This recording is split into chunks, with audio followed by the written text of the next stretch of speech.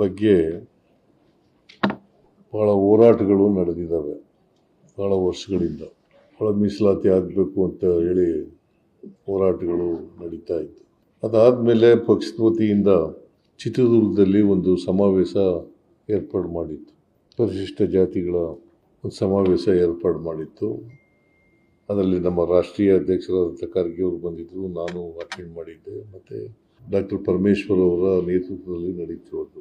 ಅಲ್ಲಿ ಒಳ ಮೀಸಲಾತಿ ಮಾಡಲಿಕ್ಕೆ ಎಲ್ಲ ಗುಂಪುಗಳು ಕೂಡ SCನಲ್ಲಿ ಅನೇಕ ಗುಂಪುಗಳು ಬರ್ತವೆ. ಸುಮಾರು 101 ಜಾತಿಗಳು ಬರ್ತವೆ. ಅದರಲ್ಲಿ ಎಡಗೈನವರು, ಬಲಗೈನವರು, ಲಂಬಾಣಿ, ಬೋವಿಗಳು, ಕೊರಮ, ಕೊರ್ಚ ಮತ್ತು 59 ಜಾತಿಗಳು, ಅಲೆಮಾರಿ ಜಾತಿಗಳು ಬರ್ತವೆ. ಅವರೆಲ್ಲರೂ ಕೂಡ ಭಾಗವಹಿಸಿದ್ರು. ಅಲ್ಲಿ ಒಳ ಮೀಸಲಾತಿಯನ್ನು ಮಾಡಲಿಕ್ಕೆ ಸರ್ವಾನುಮತದಿಂದ ಒಪ್ಪಿಗೆ ಆಗಿತ್ತು. ಅದಾದಮೇಲೆ ಚುನಾವಣಾ ಸಂದರ್ಭದಲ್ಲಿ, ಚುನಾವಣೆಗಿಂತ ಪೂರ್ವದಲ್ಲಿ ಡಾಕ್ಟರ್ ಪರಮೇಶ್ವರ್ ಅವರ ಅಧ್ಯಕ್ಷತೆಯಲ್ಲಿ ಒಂದು ಪ್ರಣಾಳಿಕಾ ಸಮಿತಿ ರಚನೆಯಾಗಿತ್ತು. ಪ್ರಣಾಳಿಕೆಯಲ್ಲೂ ಕೂಡ ಒಳ ಮೀಸಲಾತಿಯನ್ನು ಸರ್ಕಾರ ಕೊಡ್ತದೆ ಅಂತಕ್ಕಂಥ ಭರವಸೆಯನ್ನು ಕೊಟ್ಟಿತ್ತು. ಅದಾದಮೇಲೆ 1/8/2024 ಸುಪ್ರೀಂ ಕೋರ್ಟ್ನವರು ಒಂದು ತೀರ್ಮಾನವನ್ನು ಕೊಟ್ಟರು. ಒಳ ಮೀಸಲಾತಿ ಮಾಡಬಹುದು ಅಂತೇಳಿ ತೀರ್ಪನ್ನು ಕೊಟ್ಟರು. ಅದು 7 ಜಡ್ಜಸ್ ಇದ್ದರು, ವಿಭಾಗೀಯ ಪೀಠ ಕೊಟ್ಟ ತೀರ್ಪು. ಒಳ ಮೀಸಲಾತಿ ಮಾಡಲಿಕ್ಕೆ ಸಂವಿಧಾನದ ವಿರೋಧ ಇಲ್ಲ ಅಂಥೇಳಿ ಒಂದು ತೀರ್ಪನ್ನು ಕೊಟ್ಟರು. ಆ ತೀರ್ಪು ಆದಮೇಲೆ ನಾವು ಒಂದು ಆಯೋಗವನ್ನು ರಚನೆ ಮಾಡಿದ್ರು. Nagamohan Das, retired high court judge, ಅವರ ಅಧ್ಯಕ್ಷತೆಯಲ್ಲಿ ಒಂದು ಏಕಸದಸ್ಯ ಪೀಠ ರಚನೆ ಮಾಡಿದ್ರು. ಅವರು ವರದಿ ಕೊಟ್ಟರು. ಆ ವರದಿಯನ್ನು ಕ್ಯಾಬಿನೆಟ್ ಮುಂದೆ ಇಟ್ಟು ಸರ್ವಾನುಮತದಿಂದ ತೀರ್ಮಾನ ಮಾಡೋದು. ಆ ವರದಿನಲ್ಲಿ, ನಾಗಮೋಹನ್ ದಾಸ್ ಅವರು ಕೊಟ್ಟಿದ್ದಂಥ ವರದಿನಲ್ಲಿ 6, 5, 4, 1, 1 ABCDE ಅಂತ ಕ್ಯಾಟಗರಿ ಮಾಡಿ ಅಷ್ಟು ಕೊಟ್ಟಿದ್ದರು. ಆಮೇಲೆ ನಾವು ಕ್ಯಾಬಿನೆಟ್ನಲ್ಲಿ ಸರ್ವಾನುಮತದಿಂದ ಏನು ತೀರ್ಮಾನ ಮಾಡ್ತು ಅಂತಂದರೆ 6, 6, 5, 6 ಎಡಗೈನವರಿಗೆ, ಬಲಗೈನವರಿಗೆ 6 ಮತ್ತು ಇತರ ಎಲ್ಲ ಅಲೆಮಾರಿ ಜನಾಂಗಗಳು ಸೇರಿ ಬೋವಿ, ಲಂಬಾಣಿ ಇವರಿಗೆಲ್ಲ 5 ಅಂತ ತೀರ್ಮಾನ ಮಾಡಿದ್ರು. ಅದಾದಮೇಲೆ ಒಂದು ಕಾನೂನು ಕೂಡ ಆಯಿತು. ಕಾನೂನು ರಾಜ್ಯಪಾಲರು ಸೈನ್ ಹಾಕಿ ಅದನ್ನು ಕಳಿಸಿದ್ರು. ಈ ಕಾನೂನು ಮಾಡಿದ ಮೇಲೆ ಮತ್ತೆ ಗೊಂದಲ ನಿರ್ಮಾಣ ಆಯಿತು. ರೋಸ್ಟರ್ ಪಾಯಿಂಟ್ನಲ್ಲಿ ಗೊಂದಲ ನಿರ್ಮಾಣ ಆಯಿತು. ಇನ್ ದಿ ಮೀನ್ ವೈಲ್ ಅಲೆಮಾರಿಯವರು ಕೋರ್ಟ್ಗೆ ಹೋದರು. ಕೋರ್ಟ್ಗೆ ಹೋದ್ಮೇಲೆ ಅವರು ಮೀಸಲಾತಿ 50%ಗಿಂತ ಜಾಸ್ತಿ ಆಗಬಾರ್ದು ಅಂತ ಹೇಳಿದ್ರು ಕೋರ್ಟ್ನವರು. ಯಾಕಂತಂದರೆ ನಾಗಮೋಹನ್ ದಾಸ್ ಅವರ ವರದಿ ಪ್ರಕಾರ 24% ಮಾಡಿತ್ತು ರಿಸರ್ವೇಷನ್. SC ST ಅವರಿಗೆ 24%. SC ST making it categorically SC STಗೆ 24% ಮಾಡಿತ್ತು.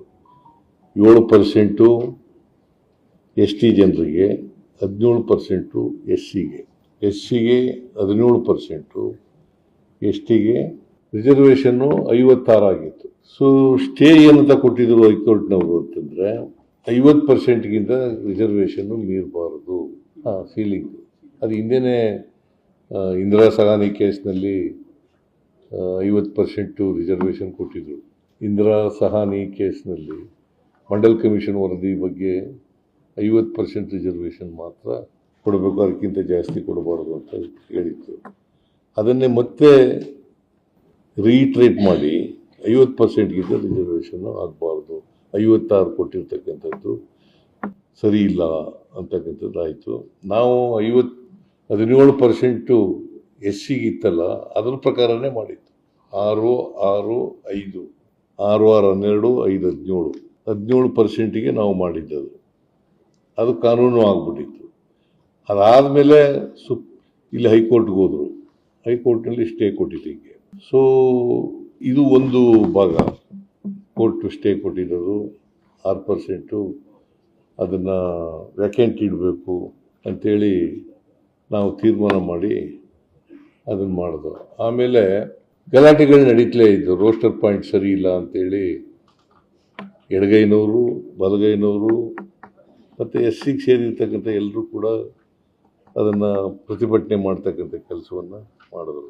ನಾನು ಅದಕ್ಕೆ 27ನೇ ತಾರೀಕು, ಕಳೆದ ತಿಂಗಳು 27ನೇ ತಾರೀಕು ವಿಶೇಷ ಸಚಿವ ಸಂಪುಟದ ಸಭೆ ಮಾಡಬೇಕು ಅಂತ ತೀರ್ಮಾನ ಮಾಡಿತ್ತು.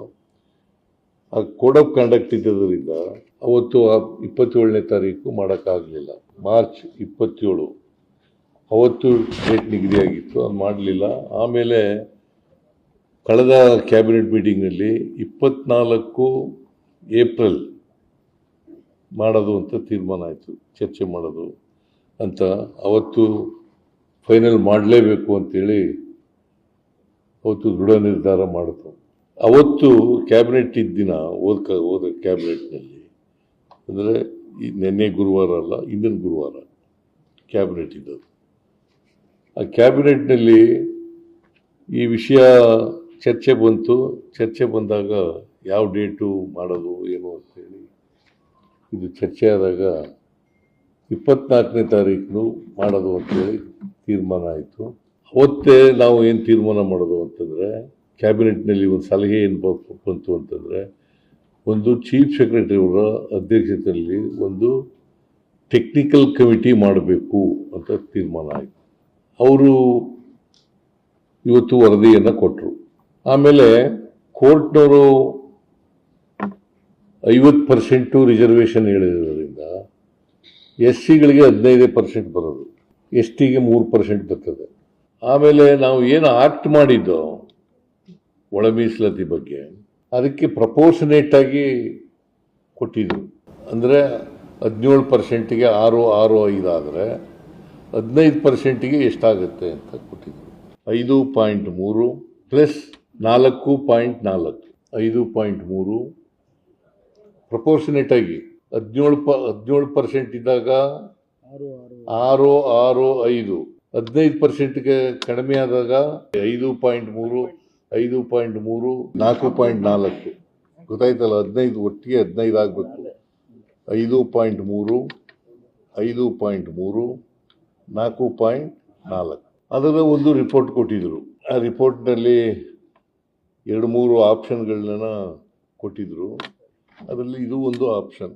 ನಾವು ಅಂತಿಮವಾಗಿ ಕ್ಯಾಬಿನೆಟ್ ತೀರ್ಮಾನ ಮಾಡಿದ್ದು 5.25, 5.25, 4.5. 5.25 ಅದು ಲೆಫ್ಟ್ಗೆ, ಅವರ ಸಂಬಂಧಿತ ಜಾತಿಗಳಿಗೆ. Group A.